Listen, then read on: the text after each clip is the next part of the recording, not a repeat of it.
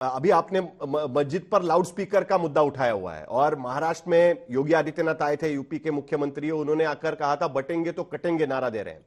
तो ये कैंपेन कहां जा रहा है? आपका अभी भी नारा वही है कि मस्जिदों से लाउड स्पीकर हटा दिया जाए? अब तो महायुति की सरकार है, बीजेपी के गृह मंत्री है। देखिए उसको आ, आ, क्या कहते हैं, यानी जब मैंने कहा था तो बहुत सारे मुस्लिम मेरे पहचान वाले भी हैं, वो भी कह रहे थे कि नहीं नहीं इस तरह का कोई लाउड स्पीकर था कब? जब धर्म आया तब लाउड स्पीकर था कब? और लाउड स्पीकर आपको लगता क्यों है? दिन भर आप इतने शोर मचाते रहते हो जिसकी कोई जरूरत नहीं है। आपको प्रार्थना करनी है, आपके घर में करो। मैं चाहता हूं कि हर एक आदमी अपना धर्म अपने घर के अंदर रखे, बाहर ना लाए।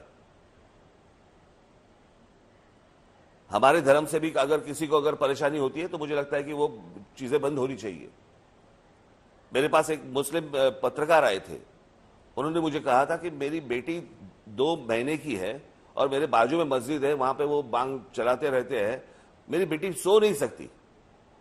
और जब से आपने कहा है उनकी आपकी मस्जिद के ऊपर से वो लाउडस्पीकर बंद किए थे, बोले अभी जब जैसे बंद हुए हैं मेरी बेटी सोने लगी है, शांति से सोने लगी है, हमें भी शांति है।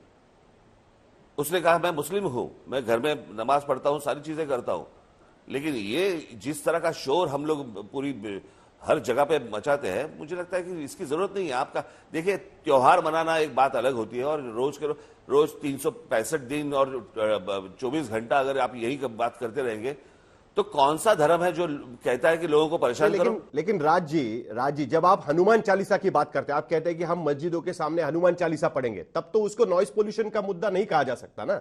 आप तो फिर कोई और मुद्दा उठा रहे हैं।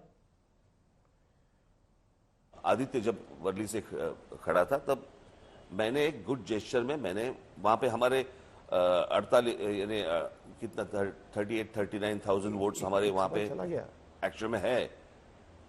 और जब वो खड़ा हुआ तब मुझे लगा कि हमारे परिवार का कोई एक सदस्य खड़ा है, मुझे लगता है कि मुझे खड़ा नहीं करना चाहिए उनके सामने उम्मीदवार।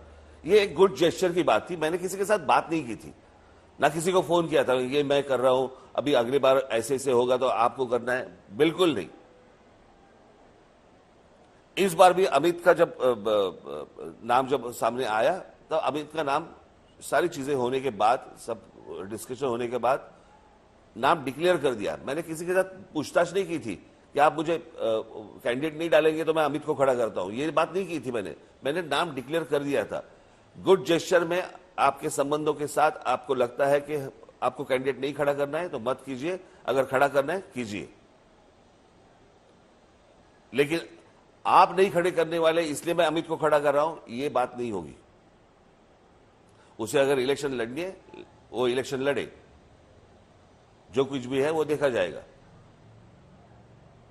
लेकिन बात ऐसी है कि आप सामने इलेक्शन के लिए कैंडिडेट नहीं देंगे, ये तो बाकी जो बातें जो है ये कहां से आई कैसे आई आपको तो भी पता है कहां से आती है बात, लेकिन मेरी तरफ से ये बहुत क्लियर था और इसमें कोई संदेह नहीं था।